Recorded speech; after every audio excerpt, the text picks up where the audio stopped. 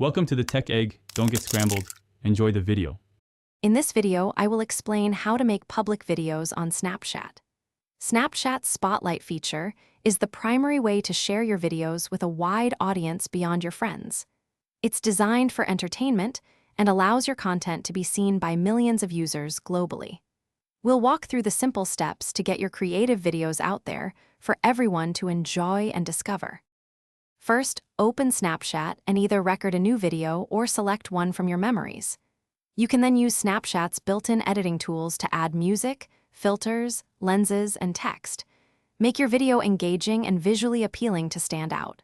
Remember, the goal is to capture attention quickly, so keep your edits sharp and your message clear for your audience.